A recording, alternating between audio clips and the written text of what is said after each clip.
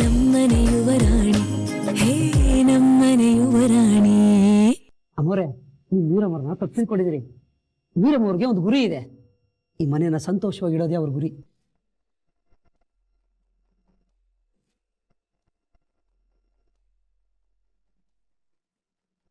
ಸುಂದರಣ್ಣ, ಮನೇನ ಸಂತೋಷವಾಗಿಡೋದು ಎಲ್ರ ಗುರಿ, ಎಲ್ರ ಆಸೆ.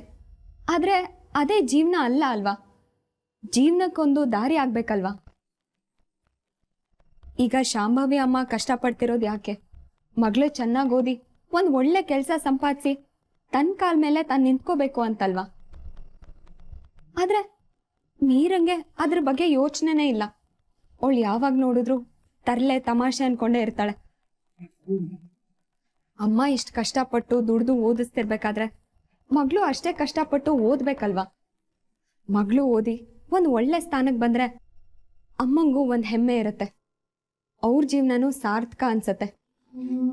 ಲೈಫಲ್ಲಿ ಯಾವ ಪ್ರಾಬ್ಲಮೂ ಇರಲ್ಲ. ನಾನು ಆ ಗುರಿ ಬಗ್ಗೆ ಮಾತಾಡ್ತಿದ್ದೀನಿ. ಸುಂದ್ರ, ಅಹಲ್ಯಮ್ಮ ಹೇಳ್ತಾ ಇರೋದು ಕರೆಕ್ಟಾಗಿದೆ. ಮನುಷ್ಯನಿಗೆ ಜವಾಬ್ದಾರಿ ಅನ್ನೋದು ಬಂದಾಗಲೇ ಮನುಷ್ಯ ಗಂಭೀರವಾಗಿರೋದು. ಈ ಹುಡುಗಿಗೆ ಜವಾಬ್ದಾರಿ ಅನ್ನೋದೇ ಇಲ್ಲ. ಅಹಲ್ಯಮ್ಮ, ನೀವು ಸರಿಯಾಗಿ ಹೇಳಿದ್ರಿ. ಸುಂದರಣ್ಣ, ಅಂದಹಾಗೆ ಈ ಮನೆ ಖುಷಿಗೆ ಯಾವತ್ತೂ ಯಾರಿಂದನೂ ಯಾವ ತೊಂದರೆನೂ ಆಗಲ್ಲ. ಅದ್ರ ಬಗ್ಗೆ ಯಾರು ಯೋಚನೆ ಮಾಡೋ ಅವಶ್ಯಕತೆನೂ ಇಲ್ಲ.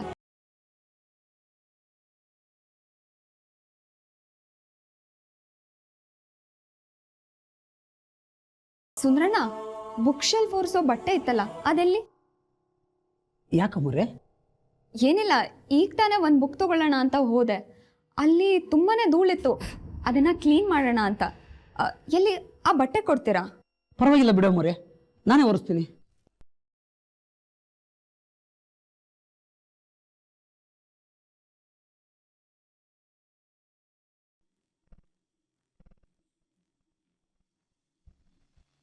Okay, let's begin. AFC ಟೀಮ್ದು ಲೈನ್ಸ್ ರೆಡಿ ಆಗಿದೆಯಾ? ಹಾಂ ಸರ್, ನಾನೊಂದು ಬ್ಯೂಟಿಫುಲ್ ಲೈನ್ ಮಾಡ್ಕೊಂಡಿದ್ದೀನಿ. ಅದು ಸ್ವಲ್ಪ ಡಿವೈನ್ಫುಲ್ ಆಗಿರುತ್ತೆ ಸರ್. ಹೇಳಿ ಸರ್, ಹಾಲಲ್ಲಾದರೂ ಹಾಕು, ನೀರಲ್ಲಾದರೂ ಹಾಕು, ಆದರೆ ಚೆನ್ನಾಗಿ ಕುದಿಸಿ ಲೋಟಕ್ಕೆ ಹಾಕು. MD herbal tea.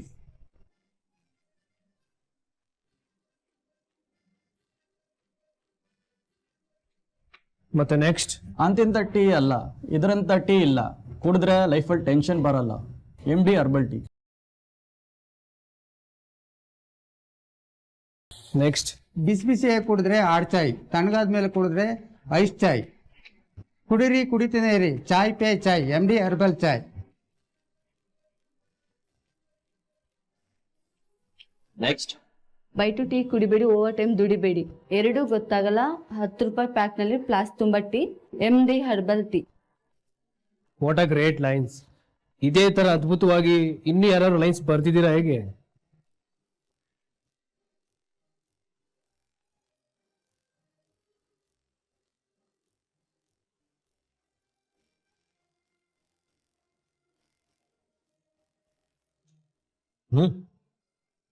ಎಲ್ಲರೂ ಟೀ ತಗೊಳ್ಳಿ. ಕಮಾನ್. ಈಗ ಹೇಳಿ, ನೀವು ಬರ್ದಿರೋ ಲೈನ್ಸ್ ನಿಮಗೆ ಇಷ್ಟ ಆಯ್ತಾ?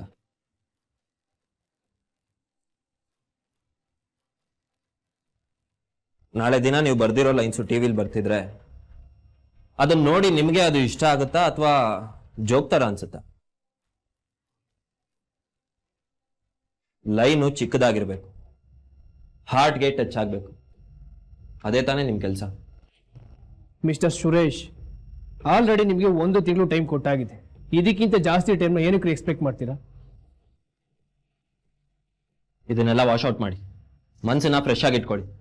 ಈಗ ಒಂದು ಬ್ರೇಕ್ ತಗೊಳ್ಳೋಣ, ಸಂಜೆ ಮತ್ತೆ ಸಿಗೋಣ. ಪ್ರತಿಯೊಬ್ಬರು ಮಿನಿಮಮ್ 10 ಲೈನ್ಸ್ ರೆಡಿ ಮಾಡಬೇಕು. Okay? It's urgent, we are serious. Okay?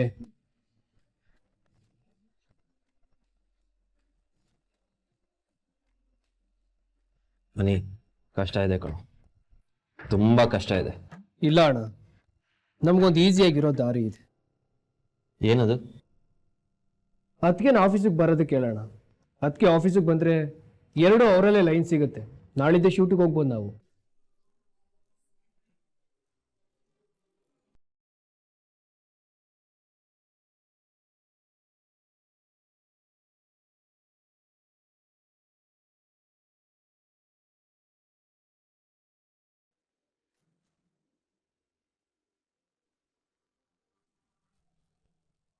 Pranam, ನಿನ್ಗೆ ಏನ್ ಬೇಕು ಹೇಳು, ನಾನ್ ಹುಡುಕೊಡ್ತೀನಿ. ನನ್ಗೊಂದು ಸ್ಪೈಡರ್ಮನ್ ಟಿ ಶರ್ಟ್ ಸಿಗ್ತಿಲ್ಲ, ಎಲ್ಲಿದೆ ಗೊತ್ತಾಗ್ತಿಲ್ಲ. ಅಯ್ಯೋ, ಅದಕ್ಕೆ ಯಾಕಪ್ಪ ಅಷ್ಟು ಕೋಪ ಮಾಡ್ಕೋತೀಯ? ನಿನ್ ಬಟ್ಟೆಗಳಲ್ಲಿ ಹುಡುಕ್ಲಿಲ್ವಾ? ಯಾರ್ ಬಟ್ಟೆ ಎಲ್ಲಿದೆಯೋ ಯಾರು ಗೊತ್ತು. ಪ್ರಣಮ್, ಹೇ, ಯಾಕೋ ಇಷ್ಟೊಂದು ಅವಸರದಲ್ಲಿ ಹೋಗ್ತಿದ್ಯಾ? ಏನಿಲ್ಲ ಬಿಡು, ನನ್ನ ಪ್ರಾಬ್ಲಮ್ನ ಯಾರು ಕೇಳ್ತಾರೆ ಇಲ್ಲಿ? ಹೇ, ನಿಂತ್ಕೋ. ನಿನ್ ಪ್ರಾಬ್ಲಮ್ ಕೇಳೋದಕ್ಕೆ ನಾನಿಲ್ವಾ? ಏನಾಯ್ತು? ಅದ್ ಸರಿ, ಯಾಕಿಷ್ಟೊಂದು ಅಪ್ಸೆಟ್ ಆಗಿದ್ಯಾ? ನಂಗೆ ಮನೇಲಿ ಓದಕ್ ಮಲ್ಗಕ್ ಒಂದ್ ಜಾಗ ಇಲ್ಲ.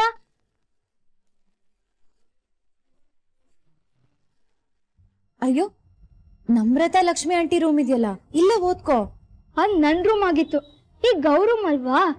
ನನ್ನ ಅಂತ ನಂಗೆ ಯಾವ ರೂಮು ಇಲ್ಲ. ಹಾಗಲ್ಲ ಕಣೋ ಪ್ರಣಮ್, ಅದು ಬೇಕಾಗಿಲ್ಲ, ನಾನು ಎಲ್ಲೂ ಇರಲ್ಲ. ನಂಗೆ ಯಾವ ರೂಮು ಬೇಡ. ನಾನು ಚಂದ್ರಕಾಂತ್ ಅಂಕಲ್ ತರ ಹಾಲಲ್ಲೇ ಮಾಡ್ಕೋತೀನಿ. ಎಲ್ಲಿ ಜಾಗ ಸಿಗುತ್ತೋ ಅಲ್ಲೇ ಓದ್ಕೋತೀನಿ. ಜಾಗನೇ ಇಲ್ಲ ಅಂದ್ರೆ ಟೆರೆಸ್ ಮೇಲೆ ಹೋಗಿ ಬಿಸಿಲಲ್ಲಿ ಓದ್ಕೋತೀನಿ. ಹೇ ಪ್ರಣಮ್, ಪ್ರಣಮ್ ನಿಂತ್ಕೊಳ್ಳೋ ಇಲ್ಲಿ. ಸಾರಿ ಮೀರಾ, ನಮ್ಮಿಂದ ಈ ಮನೆಯಲ್ಲಿ ಏನೇನೋ ಪ್ರಾಬ್ಲಮ್ಸ್ ಆಗ್ತಿದೆ. ನಿಜ, ಇಷ್ಟು ದಿನ ಈ ರೂಮು ಪ್ರಣಮ್ದಾಗಿತ್ತು. ಇವಾಗ ನಮಗೋಸ್ಕರ ಬಿಟ್ಕೊಡೋದು ಅಂದ್ರೆ ಅವನಿಗೂ ನೋವಾಗುತ್ತೆ. ಸಿಸೆ ನಮ್ರತಾ, ಪ್ಲೀಸ್, ಪ್ರಣಮ್ ಹೇಳಿದ್ದನ್ನ ಸೀರಿಯಸ್ ಆಗಿ ತಗೋಬೇಡ. ಅವನೇನೋ ಬೇಜಾರಲ್ಲಿದ್ದಾನೆ. ನಾನು ಹೋಗಿ ಅವನಿಗೆ ಸಮಾಧಾನ ಮಾಡ್ತೀನಿ.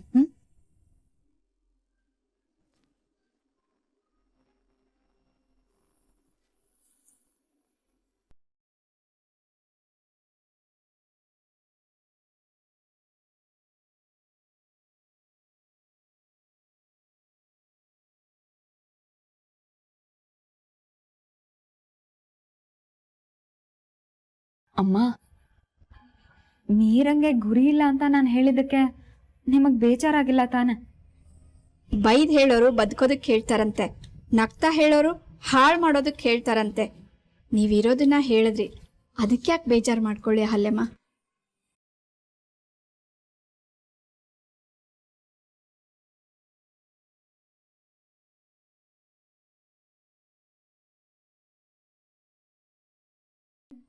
ಯಾಕೋ ಪ್ರಣಮ್ಗೆ ಕೋಪ ಬಂದ ಹಾಗಿದೆ. ಏನಾಯ್ತು ಪ್ರಣಮ್? ನೀನ್ ನಿನ್ ಕೋಪನ ಫ್ರಿಜ್ ಮೇಲೆ ತೋರ್ಸಿದ್ರೆ ಫ್ರಿಜ್ಜಿಗೆ ಏಟಾಗಲ್ವಾ? ಫ್ರಿಜ್ ಹಾಳಾಗಲ್ವಾ? ಫ್ರಿಜ್ ಬಾಗ್ಲನ್ನ ಅಷ್ಟ್ ಜೋರಾಗಿ ಹಾಕ್ಬಾರ್ದು ಕಣೋ. ಸಾರಿ ಅದಕ್ಕೆ.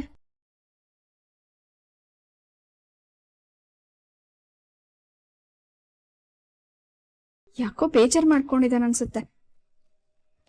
ಅಹಲ್ಯ, ಪ್ರಣಮ್ ಯಾಕೆ ಬೇಜಾರಲ್ಲಿದ್ದ, ಯಾಕೆ ಕೋಪ ಮಾಡ್ಕೊಂಡಿದ್ದ ಅಂತ ಕೇಳ್ಬೇಕಾಗಿತ್ತು ಕಣೆ.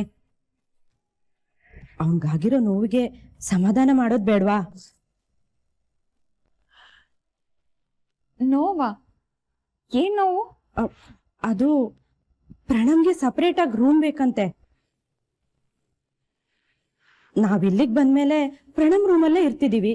ಅವನಿಗೆ ನಮ್ ಜೊತೆ ಇರೋದಿಕ್ ಕಷ್ಟ ಆಗ್ತಿದೆ. ನನ್ಗೆ ಯಾವ ರೂಮ್ ಬೇಡ, ನಾನು ಹಾಲಲ್ಲೇ ಮಲಗ್ತೀನಿ ಅಂತ ಕೋಪ ಮಾಡ್ಕೊಂಡಿದ್ದ. ಅಲ್ಲ, ಮನೆ ಯಜಮಾನ್ರಿಗೆ ಈ ಗತಿ ಬಂದ್ರೆ ಹೇಗೆ? ಹಾಗ್ ನೋಡಿದ್ರೆ ಮನೆ ಯಜಮಾನ್ರ ಲೆಕ್ಕದಲ್ಲಿ ಪ್ರಣಮ್ಗೆ 3ನೇ ಸ್ಥಾನ. ಪಾಪ, ಅವನ್ಗೆ ಉಳ್ಕೊಳಕ್ಕೆ ಒಂದ್ ರೂಮ್ ಇಲ್ಲ.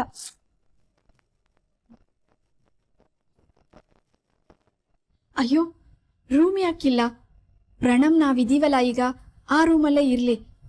ನಾನು ಮೀರಾ ಔಟ್ ಹೌಸ್ಗೆ ಹೋಗ್ತೀವಿ. ಅಯ್ಯೋ, ಎಷ್ಟು ದೊಡ್ಡ ಗುಣ ಶಾಂಭವಿಯವರೇ ನಿಮ್ದು. ಅದನ್ ಪ್ರಣಮ್ಗೆ ಹೇಳಿದಿದ್ರೆ ಚೆನ್ನಾಗಿರ್ತಿತ್ತು. ಪ್ರಣಮ್! ಅಮ್ಮ, ಪ್ರಣಮ್ ಇನ್ನೂ ಚಿಕ್ಕವನು, ಅವನಿಗೆ ಸೆಪ್ರೇಟ್ ರೂಮ್ ಬೇಕಾಗಿಲ್ಲ.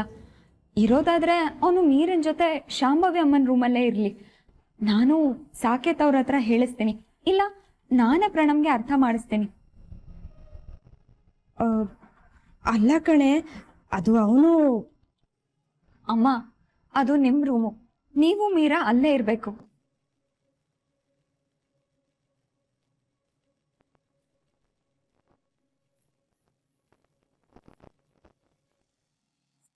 ಅಹಲ್ಯ ಅಹಲ್ಯ, ರೊಟ್ಟಿ ಜಾರಿ ತುಪ್ಪದ ಭರಣಿಗೆ ಬೀಳ್ತಾ ಇದೆ ಅಮ್ಮ.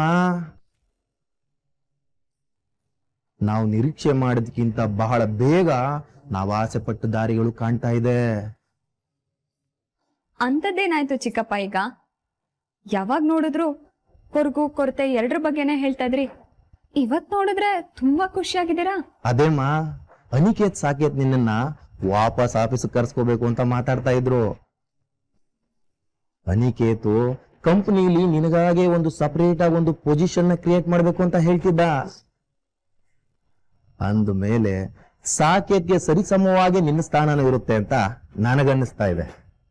ನಿಮ್ಗೇನ್ ಅನ್ಸತ್ತೆ ಚಿಕ್ಕಪ್ಪ? ನಾನ್ ಆಫೀಸ್ಗೆ ಬರ್ಬೇಕೋ ಬರ್ಬಾರ್ದು? ಏನಮ್ಮ ಹೇಳ್ತಿದ್ಯಾ ನೀನು? ನಮ್ ಗುರಿ ಈಡೇರೋದಕ್ಕೆ ಇದಕ್ಕಿಂತ ಸುಲಭವಾದ ದಾರಿ ಇದೆಯಾ? ಹಾ, ಸರಿ ಬಿಡಿ ಚಿಕ್ಕಪ್ಪ, ಅವ್ರು ಬಂದು ನನ್ನ ಹತ್ರ ಮಾತಾಡ್ಲಿ, ನಾನ್ ಮಾತಾಡ್ತೀನಿ. ಅವಾಗೇನೋ ಅವಶ್ಯಕತೆ ಇತ್ತು, ಅದಕ್ಕೆ ಕೆಲಸ ಮಾಡ್ತಿದ್ದೆ. ಆದ್ರೆ ಈಗ ಸ್ವಲ್ಪ ಯೋಚನೆ ಮಾಡ್ಬೇಕು, ನೋಡೋಣ ಏನ್ ಮಾಡೋದು ಅಂತ. ಅಲ್ಲಮ್ಮ ಅದು. ಸರಿ ಚಿಕ್ಕಪ್ಪ, ಕೆಲಸ ಮುಗಿಸ್ಕೊಂಡು ಮನೆಗೆ ಬನ್ನಿ.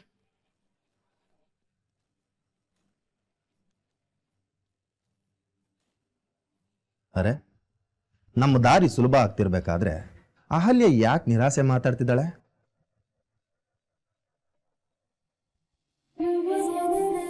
ರಾಮಣ್ಣ ಅಂಕಲ್ ಅಂತೂ ಹೋಟೆಲಲ್ಲಿ ಒಬ್ಬರೇ ಆಗ್ಬಿಟ್ಟಿರ್ತಾರೆ. ಈ ಚಿಂಟು ಅಣ್ಣ ಸಿನಿಮಾ ಅದು ಇದು ಅಂತ ಹೊರಟ್ರೆ ಸಾಕು, ಹೋಟೆಲ್ ಕಡೆ ಗಮನನೇ ಇರಲ್ಲ. ಸಂಜೆ ಹೊತ್ತಾದ್ರೆ ಸಾಕು ರಶ್ ಆಗ್ಬಿಡುತ್ತೆ, ಕಣ್ಮುಟ್ಟಕ್ಸಕ್ಕೂ ಟೈಮ್ ಇರಲ್ಲ. ಮೀರಾ, ಕಾಫಿ. ಥ್ಯಾಂಕ್ಸ್ ಅಕ್ಕ, ನಂಗೆ ಬೇಡ. ಮೀರಾ, ನಿನ್ಗೋಸ್ಕರ ಬಜ್ಜಿ ಮಾಡಿದ್ದೀನಿ. ಸಂಜೆ ಟೈಮಲ್ಲಿ ಬಜ್ಜಿ ಜೊತೆ ಕಾಫಿ ಒಳ್ಳೆ ಕಾಂಬಿನೇಷನ್. ಬೇಡ ಅಂತ ಹೇಳ್ಬೇಡ, ಚೆನ್ನಾಗಿರುತ್ತೆ, ತಿನ್ಬಿಟ್ಟು ಹೋಗು. ಅಕ್ಕ, ನಂಗೆ ತುಂಬ ಟೈಮ್ ಆಗ್ತಿದೆ, ಬೇಡ. Thank you. ಮೀರಾ, ನಿಂತ್ಕೋ. ಅದೇನದು ಪ್ರತಿದಿನ ಸಂಜೆ ಇಷ್ಟೊತ್ತಾಗ್ತಿದ್ದ ಹಾಗೆ ಹೊರಟ್ಬಿಡ್ತೀಯಲ್ಲ, ಅದೇನಂತ ಕೆಲಸ? ಕೆಲಸ ಇರೋದಕ್ಕೆ ಹೋಗ್ತಿದ್ದೀನಿ. ಅದೇ ಏನು? ಅದೆಲ್ಲ ನಿಮ್ಗೆ ಯಾಕೆ? ರಾತ್ರಿ ಹೊತ್ತು ಹೆಣ್ಮಕ್ಳು ಒಬ್ಬೊಬ್ಬರೇ ಓಡಾಡೋದು ಸರಿಯಲ್ಲ ಪುಟ್ಟ. ದಯವಿಟ್ಟು ಅಕ್ಕ, ನನ್ನ ಬಗ್ಗೆ ಇಷ್ಟೊಂದು ಕಾಳಜಿ ತೋರಿಸ್ಬೇಡಿ. ನನ್ನ ಸೇಫ್ಟಿ ಬಗ್ಗೆ ನನಗೆ ಚೆನ್ನಾಗಿ ಗೊತ್ತು. ನಿಮ್ಮ ಉಪದೇಶ ನನಗೆ ಬೇಡ. ಕಾಫಿ ಬಿಸಿ ಆಗಿದೆ, ಬಜ್ಜಿನೂ ಬಿಸಿ ಆಗಿರ್ಬೇಕು. ನೀವೇ ತಿನ್ಕೊಂಡ್ಬಿಡಿ. ಮೀರಾ,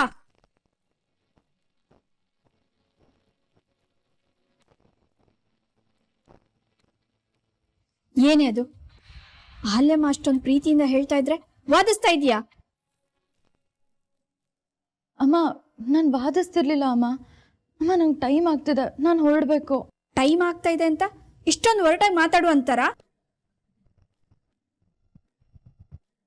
ಅಕ್ಕ, ನಾನು ಒರಟಾಗಿ ಮಾತಾಡಿದೆ ಅಂತ ನಿಮ್ಗೆ ಅನ್ಸಿದ್ರೆ ಐ ಆಮ್ ಸಾರಿ ಅಕ್ಕ. ಅಮ್ಮ, ನಂಗೆ ಟೈಮ್ ಆಯ್ತು, ನಾನು ಬರಲಾ? ಮೀರಾ, ನೀನ್ ಎಲ್ಗೂ ಹೋಗೋದು ಬೇಡ. ನೀನ್ ದಿನ ಮಾನ್ಯ ಮನೆಗೆ ಓದ್ಕೊಳಕ್ ಹೋಗ್ಬೇಕು ಅಂತ ಏನಾದ್ರೂ ಇದೆಯಾ? ಮಾನ್ಯನೇ ಇಲ್ಲಿಗೆ ಬರಕ್ ಹೇಳು. ಅಮ್ಮ, ಇಲ್ಲಿ ಓದ್ಕೊಳ್ಳೋದಕ್ಕಾಗಲ್ಲ ಅಮ್ಮ. ಸ್ಟಡಿಗೆ ಅವ್ರ ಮನೆನೇ ಬೆಟರು. ಯಾಕೆ? ಅಂಥದ್ದೇನಿದೆ ಅಲ್ಲಿ? ಅಮ್ಮ, ನಾನು ಏನು ಅಂತ ನಿನಗೆ ಗೊತ್ತಿಲ್ವಾ? ಇಲ್ಲೇ ಇದ್ರೆ ಟಿವಿ ನೋಡ್ತೀನಿ. ಸಿನಿಮಾ ಏನಾದ್ರೂ ಬರ್ತಿದೆ ಅಂದ್ರೆ ಹಾಗೆ ಕೂತ್ಕೊಂಡ್ ಬಿಡ್ತೀನಿ. ಈ ಪ್ರಣಮ್ ಏನಾದ್ರೂ ಬಂದು ಕೀಟ್ಲೆ ಮಾಡಿದ್ರೆ ಅವನ ಜೊತೆ ತರ್ಲೆ ಮಾಡ್ಕೊಂಡು ಹಾರಾಡ್ತೀನಿ. ತಿನ್ಬೇಕು ಅನ್ಸಾಗ್ಲಿಲ್ಲ, ಅಡ್ಗೆ ಮನೆಗೆ ನುಗ್ತೀನಿ. ಸುಮ್ಮನೆ ಟೈಮ್ ಹಾಳಾಗುತ್ತಮ್ಮ.